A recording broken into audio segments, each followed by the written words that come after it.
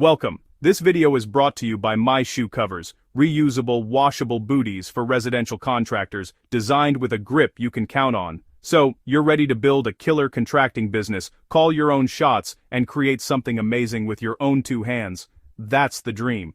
But here's the cold, hard truth. A shocking number of new contractors don't make it past their first few years. These aren't rookie mistakes in craftsmanship, they're fatal business errors. In this video, we are going to walk you through the 5 biggest mistakes new contractors make, starting with the one that silently kills your profits before you even send the first invoice. Stick around because avoiding just one of these could be the difference between closing your doors in a year and building a profitable business that lasts for decades. Mistake number 1, bidding too low to win the job. A new contractor is hungry, they want to build their portfolio, and they figure the easiest way to get a yes is to be the cheapest option. You throw a price together that covers your materials, your buddy's labor for the week, and maybe a little extra for pizza and beer. You send it, you win the job, and you feel like a hero. But you're not a hero, you're setting yourself up for a fall. Here's a rule of thumb: if you're winning every single bid you put out, you are almost certainly pricing your work too low. Many successful contractors in healthy markets aim to lose a good portion of their bids, sometimes as much as 30–40%,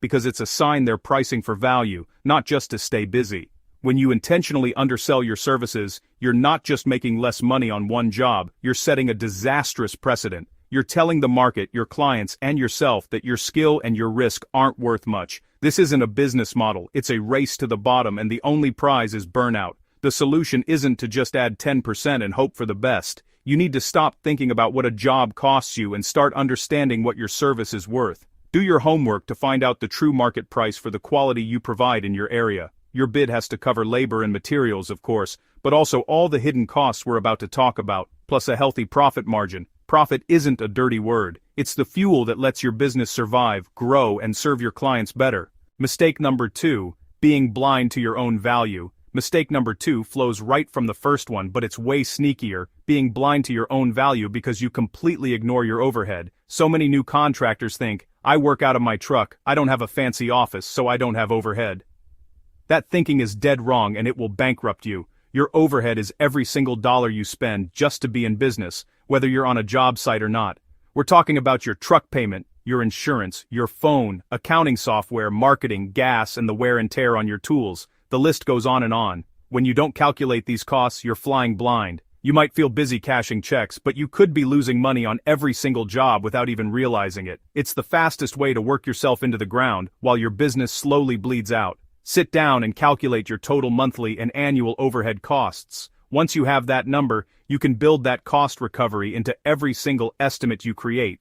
This isn't a one-and-done task. You should be reviewing and adjusting this quarterly. This is how you go from being a technician who's just buying himself a job to a business owner who is building a real company. Mistake number 3, financing unnecessary equipment too early. Mistake number 3 is a classic case of putting the cart before the horse. Financing expensive, unnecessary equipment before you have the cash flow to support it.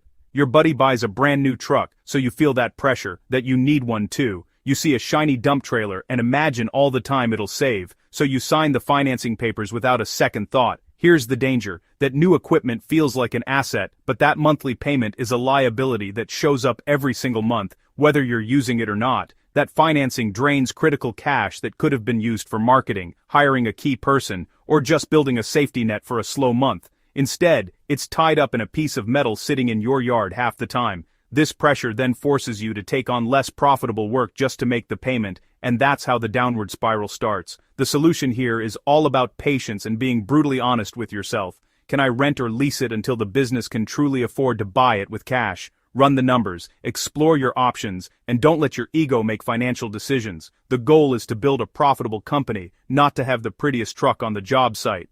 Mistake number 4, chasing work instead of building a marketing machine.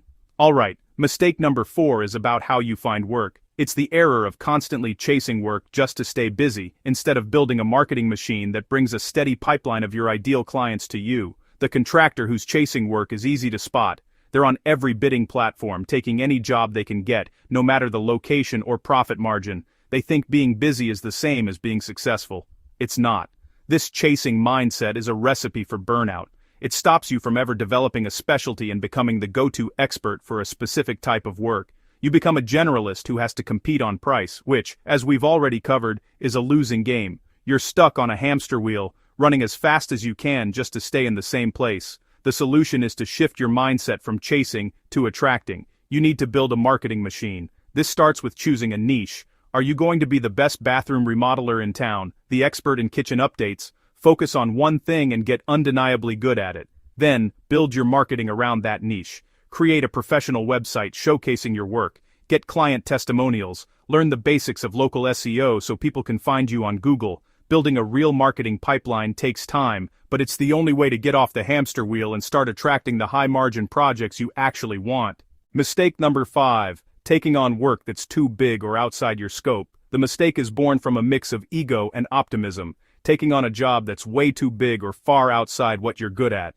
The risk here is huge. When you take on a project that's too complex for your current operation, quality is the first thing to go. You and your team are stretched thin, details get missed, and your reputation takes a hit. If you take on work outside your expertise, like a general handyman trying to do complex structural work, you open yourself up to massive liability and potential lawsuits. That one dream job quickly turns into a nightmare that can ruin your entire business. The fix is to know your limits and respect them. You have to be disciplined enough to take on projects that fit your company's size and expertise. Learn to say no, especially to jobs with thin profit margins or ones that would stretch your resources to the breaking point. Sustainable growth is built on a series of successful, profitable jobs, one after another. It's not about hitting one home run, it's about consistently getting on base.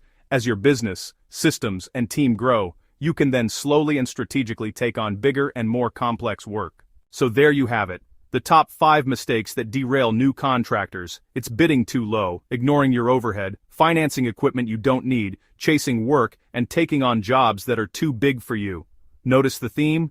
None of these are about how well you can swing a hammer. Contractors rarely go out of business because they're bad at their trade. The vast majority of failures happen because they struggle with running the side of things. The difference between the contractor who fails and the one who builds a multi-million-dollar company is financial discipline and a strategic focus. On behalf of the My Shoe Covers team, thank you for watching this video. Please like, share, and subscribe to our channel, and be sure to check out our other videos, where we provide valuable tips to help you grow your contractor business.